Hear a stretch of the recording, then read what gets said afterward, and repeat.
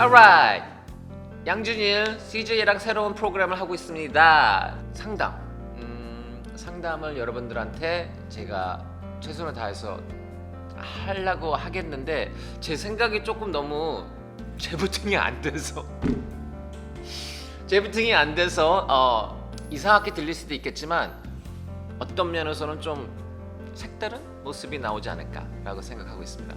So 라이트한 상담은 그냥 가볍게 재밌게 풀어나가는 것도 있고, 그리고 좀 더 깊이 들어가서 진짜 문제되는 것들, 좀 오래 생각해야 되는 것들, 그런 것도 같이 하는 게 좋을 것 같아요. 그리고 Attention Please라는 코너가 들어갑니다. 보내주실 적에 목소리를 같이 보내주실 수도 있고, 아니면 동영상까지 우리가 같이 방송을 할 수 있으면 그것도 같이 하겠습니다. 그래서 많은 참여 부탁드리고, 하여튼 새로운 시도 여러분 부탁드리고 좀 서포트 많이 해주세요. 감사합니다.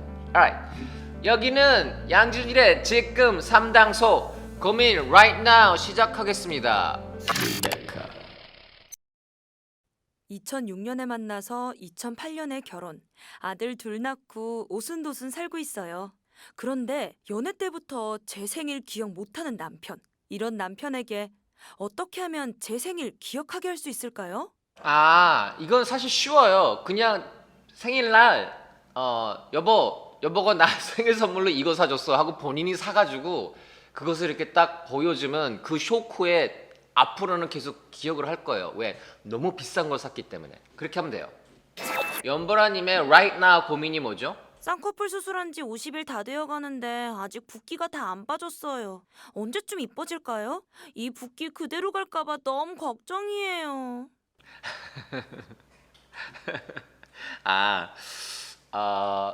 얼음 찜질을 해보시는 게 좋고요.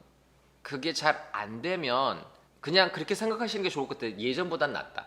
인생의 행복은 참 무슨 생각을 하냐에서 많은 게 이루어져요. 그렇기 때문에 얼음 찜질 해보시고 안 되면 그냥 예전 사진이랑 이렇게 비교했을 때 이게 그래도 낫지 않나 라는 생각을 하는 게 괜찮을 것 같아요. 제 생각에.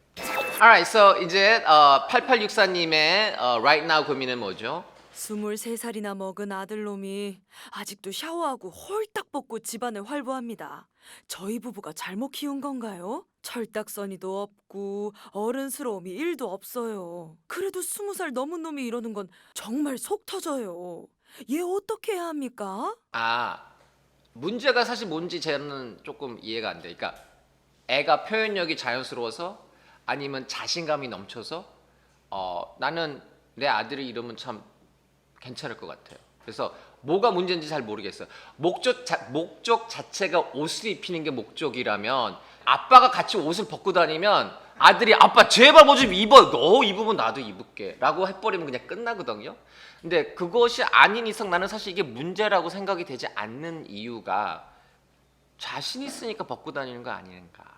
오히려 반대면이면은 좀 더 힘들 것 같아요. 야, 뭐 이렇게 끼어 입고 다녀 이렇게 더운데, right? 그거보다는 그냥 아들이 자신 있게 그걸 표현하는 게 괜찮을 것 같아요. 그래서 이런 것을 너무 말리면 다 연결이 되어 있기 때문에 좀 조심하셔야 돼요. 얘를 말리는 것 자체가 얘가 이것도 못하면 다른 것도 자신감을 놓칠 수가 있기 때문에 이런 자신감은 그냥 좀 내비두는 게 난 사실 더 좋다고 생각을 합니다. 신주영님의 고민 right now 뭐가 필요하죠? 저희는 분당. 부모님은 부산에 사셔서 자주 못 뵙고 있어요. 부모님은 점점 나이가 드시는데 안부 전화를 해도 할 얘기도 점점 없어져요. 부모님과 함께할 시간이 얼마 안 남은 것 같은데 어떻게 하면 남은 시간 알차고 아쉽지 않게 보낼 수 있을까요? 대화 내용 자체가 육체적인 대화만 많이 하시면 말은 계속 할 얘기가 없어져요. 좀 더 깊은 대화를 나누시는 게 중요할 것 같아요. 그래서 고민 상담을 어머님한테 아버님한테 물어보면 생각지 못한 답이 나올 거라고 저는 생각을 합니다. 만약에 그게 안 나오면 어쩔 수가 없지만 인생을 다 살고 인생을 돌이켜 보는 사람들의 말이 어떻게 보면은 뻔한 답같이 보이는데 실제적으로 그게 그렇게 뻔한 답이 아닐 수가 있어요. 나는 내 아들이 나를 제일 필요할 적에 제일 아빠같이 느껴요. 내 아들이 나한테 지금 당장 어디 다쳐가지고 막 소리 지를 적에 내가 막 뛰어가서 그걸 할 적에 내가 제일 아빠같이 느껴지지, 그냥 혼자 놀면서 내가 필요 없다 그럴 적에는 내가 다가가지도 못하고 할 얘기도 별로 없고. 예, 그래. 그래서 그냥 진실로 부모님한테 나 사실 이런 문제가 있는데 나 이거 어떻게 해결해야 되지? 그러니까 그게 가짜가 아니고 진짜 이 마음을 열면 부모님이 내 생각에는 대화가 열리지 않을까라는 생각이 들어요. 여러분들은 양준일의 직금 상담소를 같이 하고 계십니다. 이제 이번 시간에는 좀 더 깊은 상담을 할 수 있는 시간이고, 뽑힌 상담은 우리 팀에서 선물이 나갑니다. 그럼 첫 번째 사연 물어봐 주실래요?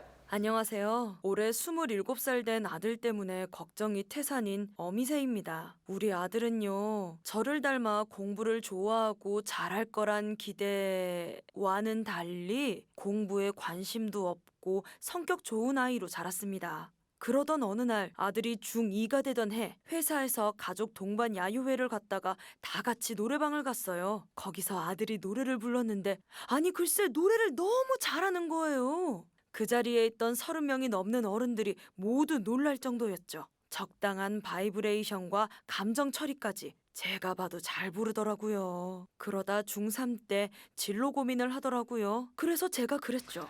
아들, 이런 노래 잘하니까 예대에 가는 게 어때? 지금부터 3년 준비하면 갈 수 있을 것 같은데.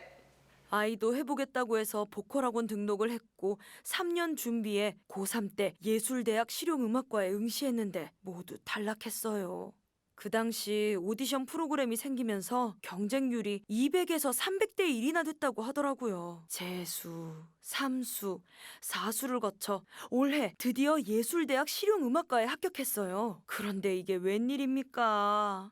코로나 사태로 학교에 등교도 못하고 인터넷 수업을 받고 있는 상황이에요. 그런데 이제부터가 진짜 고민 시작입니다. TV만 틀면 온갖 오디션 프로에 노래 잘하는 사람들 천지인데다 아이돌까지. 이 아이가 발붙일 가수의 길이 생길까요? 별다른 개성 없는 노래 좀 잘하는 걸로 발라드 가수의 길을 갈 수 있을까요? 7여년 입시만 준비해온 아들은 크게 고민 없어 보이는데 제가 보기엔 이런 정신 상태로는 가수 되기가 힘들어 보입니다. 아들의 미래가 안 보여요. 기획사 오디션을 보거나 유튜브 커버 음악이라도 시도해보라고 해도 알아서 한다고만 하고 별 노력을 안 하는 것 같아요. 이제라도 IT 기술을 배워 직업을 가져야 할까요?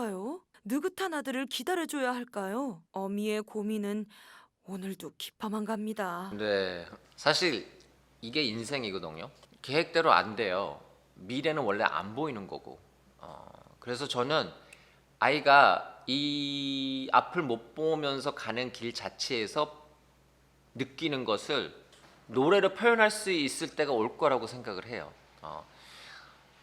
노래를 잘한다는 게 사실 저는 무슨 뜻인지 정확하게 잘 모르겠어요. 음폭이 높다? 뭐 그런 것도 도움이 되죠. 그렇지만 음폭이 높으면은 높은 음에서 표현할 수 있는 게 좀 더 다양하게 높아지는 거라는 거지, 실질적으로 그 아이 안에 경험, 아픔, 슬픔 뭐 이런 게 있지 않는 이상 그냥 앵무새처럼 그냥 이렇게 뭐 하는 것 자체는, 그거를 잘할 수 있는 사람은 참 많은 것 같아요. 하지만 자기만의 이야기를 가지고 자기만의 아픔을 가지고 그것을 표현할 수 있는 그 길을 찾는 게 더 중요한 것 같아요. 그래서 지금 이 과정, 인생을 이렇게 돌고 찾고 헤매고 넘어지고 이러는 것 자체가 이 아이가 언젠가는 노래를 할 수 있는, 자기의 이야기를 할 수 있는, 아픔을 나눌 수 있는 필수 작업이라고 생각을 해요. 타고난 노래 실력, 이거는 언젠가는 쓸 수 있는 타고남이고, 지금은 자기의 자석을 가지고 다니면서 인생을 좀 걸어야 되는 것 같아요. 그래서 그 자석에 붙는 것을 표현할 수 있어야 되거든요. 노래를 만들 적에 자기가 그냥 남이 써준 것을 부르는 게 아니고 자기가 같이 참여하면서 표현할 수 있는, 표현하고 싶은 게 있고 그게 확실하면 인생은 문이 그냥 이렇게 갈라져서 문이 열려요. 저는 그렇게 생각해요. IT 공부하는 것도 좋고 뭐 다양하게 경험을 하는 거는 참 좋을 것 같아요. 그걸 통해 아이가 나중에 노래를 할 수 있을 거라고 생각을 합니다. 열심히 안 하는 게 아니고 자기가 관심이 없는 것은 안 하는 거겠죠. 정말 생각이 없이 그냥 우두커니 앉아 있는 거면 어머님이 뭘 해가지고 해결이 될 수 있는 게 아니에요. 시간의 소중함을 몰라서 그냥 낭비를 하고 있는 거지. 예를 들어 우리가 지금 물이 언제나 있을 거라고 생각하면 그냥 물 틀어놓고 그냥 양치하고 그러면서 물이 계속 흐르지만, 자기가 사막에 있다고 생각했을 적에 그 물이 잠깐 흘렀을 적에 이 물이 언제 끊길지 모르기 때문에 그것을 막 마시고 쓰는 거하고는 굉장히 다른 내용이에요. 근데 그 아이가 어느 상태인지는 잘 모르겠어요. 고민을 하면서 내가 무슨 이걸 어떻게 풀어나가야 되지, 이런 것을 하고 있는 건지, 아니면 부모님의 그냥 보호 안에서 이 시간은 언제나 있을 거고 이것은 그 누구도 터치를 못하는 생각이에요. 그 아이의 생각 자체는. 그래서 부모님이 보호를 해주다가 부모님이 그것이 안 돼서 발에 불이 떨어져 가지고 그 불을 꺼야 되는 상황이 왔을 적에 그때도 사실 늦지는 않아요. 아이하고 대화를 하는 게 좋은 것 같아요. 무슨 생각을 하고 있는지 그냥 밀어붙이지 말고 그런 대화를 하고 그냥 관계, 어머님하고의 아들의 관계가 안 무너지는 게 난 제일 좋은 것 같고 중요하다고 생각을 해요. 어머님의 시간표를 절대 아무것도 안 돼요. 그 아이의 시간표로도 절대 안 되고 그냥 준비가 되면, 때가 되면 이루어지는 겁니다. 제 생각에 그래요. 네. 노래 연습을 집에서 할 수 있게 노래방 마이크 선물 드리겠습니다. 이어서 두 번째 본격 깊은 사연 읽어주실래요? 고민은 있지만 뭘 어디서부터 어떻게 말을 해야 할지 정리가 안 돼서 망설이고 망설이다 상담소의 문을 두드립니다. 저는 지금 일을 하지 않는 백수입니다. 나이 많은 백수예요. 처음부터 백수가 될 계획은 아니었습니다. 처음엔 하던 일을 그만두고 공부를 하려고 했어요. 하지만 계획대로 되지 않았죠. 다시 일을 구하려고 했지만 그것조차 쉽지 않았습니다. 그래서 결국 지금까지 이렇게 기나긴 백수 생활이 이어지게 됐습니다. 일자리를 구하는 시간이 길어질수록 내가 필요한 곳은 없구나, 내가 갈 곳은 없구나 라는 생각이 들더군요. 그렇게 시간이 가다 보니 점점 포기하게 되고 지금은 우울한 기분과 무기력함은 항상 제 옆을 지키고 있습니다. 일에 대해 주위에 고민을 털어놓으면 사람들은 말합니다. 눈이 높은 거 아니야? 눈을 낮춰봐. 뭐 하고 싶은 게 있어서 그러는 거 아니야? 제가 뭐 하고 싶은지 전 정말 모르겠어요. 저요, 식당 음식물 쓰레기 분리수거 하는 일까지 해봤어요. 이런 제가 정말 눈이 높은 건가요?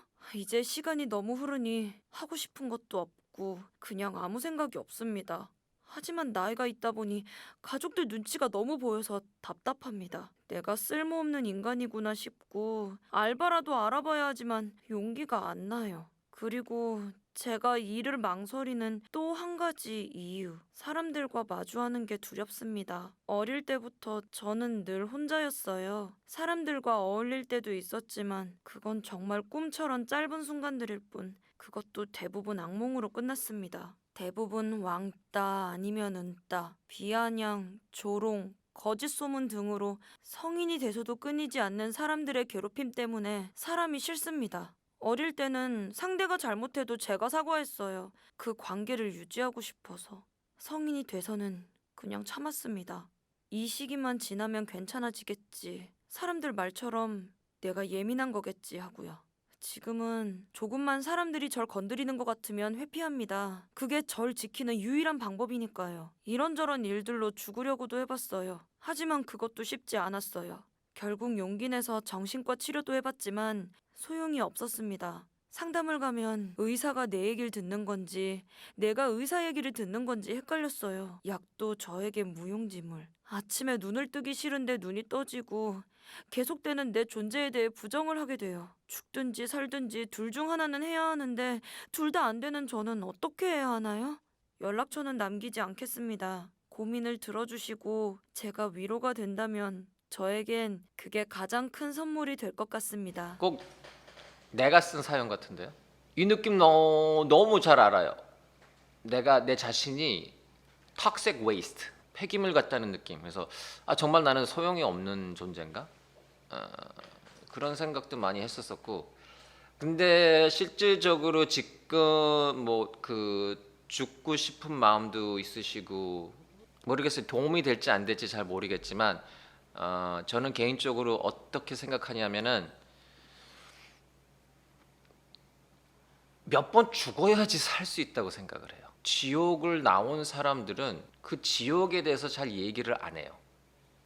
하지만 그 사람을 건드릴 수 있는 곳은 별로 없어요. 어떻게 보면은 다른 사람들보다 뒤떨어져 있다고 생각할 수 있지만 어떻게 보면은 굉장히 앞서가 계신 것 같아요. 자꾸 밖을 보지 마세요. 본인의 속안을 보세요. 죽을 수도 없고 살 수도 없고 결정을 내려야 될 것 같아요. 죽어야 된다는 게 실질적으로 진짜 죽으라는 게 아니고 본인이 지금 가지고 있는 그 본인의 자신의 모습이 죽어야 돼요. 새로 태어나야 돼요. 새로 태어나서 그 죽은 그리고 죽인 사람들 그것들은 더 이상 본인을 터치하지 못하게. 나는 새를 쫓아다니지 않아요. 누가 뭐 저기서 뭐 무슨 얘기하고 저기서 무슨 얘기하고 그것에 신경을 쓰고 내가 그것을 쫓아가게 되면 내가 걸어야 될 길에서 떠난다는 뜻이 돼요. 그러니까 내가 새를 쫓지 말라는 것이 어떤 새가 내 머리에다가 똥을 쌌어요. 그러면 내가 그 새를 쫓아가면서 저놈의 새끼 막 이러면서 쫓아가면 내가 가던 길을 떠나게 되는 거예요. 그냥 그거 닦고선 가면 되는 거고 그리고 분명히 하고 싶은 목적을 이루고 싶은 자기가 아끼고 사랑하는 가치감을 느끼는 것을 찾으셔야 돼요. 돈하고 연결하지 말고 내가 무엇을 위해 살고 싶은지 그 답을 찾아야 돼요. 그것을 통해 내가 정말 사랑하는 것이 있으면 그것을 위해 내가 사랑하는 것이 나를 죽이게 내비둘 수 있는 정도로 그러면은 두려움이 없어져요. 내가 어렸을 적에 혼자 있었고 뭐 어쩌고저쩌고 그 혼자 있었는데도 지금 성인처럼 다 성인으로 돼서 다 사셨잖아요. 그 힘들었었던 과정이 죽이지 못했었던 거 아니에요. 지금 몇 번 죽었는지 잘 모르겠어요. 보통 한 3번 정도 죽어야 진짜 죽는 것 같아요. 그러면 다시 태어나서 그 걸어왔었던 지옥 이제는 모든 게 뭘 나를 공격해도 그냥 웃을 수 있어요. 바닥을 정말 치면 그 다음서부터는 올라오는 것밖에 없어요. 그래서 웃을 수 있어요. 내려놔요. 그리고 본인이 죽어가는 거 그냥 죽게 내비두고 새로운 본인이 태어나야 되고 밖을 보지 말고 내 안을 바라보면서 내 안에 내가 무엇을 위해 죽어가야지가 아니고 내가 무엇을 위해 살 수 있지? 그리고 그것을 위해 난 죽을 수 있어. 그것을 위해 나는 살 수 있어. 그것이 나를 죽게 내비둘 수 있어. 그렇게 가치감이 있는 것을 찾으면 불타게 하루를 시작할 수 있고 하루하루가 소중하게 느낄 수 있을 거라고 저는 생각해요. 알바, 뭐 일자리, 뭐 주위에 있는 사람들 이거는 전혀 문제가 아니에요. 지금 생각하고 있는 그거 자체를 죽게 내비두고 새로 태어나시면 될 것 같아요. 인생에서 밸런스를 찾는 게 굉장히 중요한 것 같아요. 근데 밸런스라는 게 우리가 소위 말하는 중심을 그냥 서 있는 중심을 찾는다는 게 아니고 전체적인 인생을 봤을 적에 그게 밸런스가 맞아야 되는 것 같아요. 여기서 넘어지고 여기서 섰을 적에 전체적인 봤을 적에 그게 밸런스가 맞는 거지. 하루하루 살면서 뭐가 중요하고 뭐가 중요치 않는데 어디다 시간을 더 많은 것을 투자를 하냐 생각이 어디 가 있냐 그 밸런스도 맞는 것이 굉장히 중요한 것 같고요. 밸런스라는 게 내가 지금 뭘 하고 있나 잘 지켜보시고 나도 맨날 내 자신을 지켜보려고 노력하거든요. 남을 보는 거랑 내 자신을 보는 밸런스도 잘 찾았으면 좋겠습니다. My Queens and Kings 또 다른 방법으로 나눌 수 있는 길이 생겨서 너무 좋아요. 같이 웃을 수 있고 같이 생각할 수 있고 난 그게 제일 좋아요. 생각을 같이 했으면 좋겠어요. 많은 생각 나눌 수 있는 채널이 될 수 있도록 좋은 사연 올려주세요. 여기는 지금 상담소 여기는 지금 상담소 저는 소장 양준일이었습니다. 여러분 다음에 또 봬요. 감사합니다.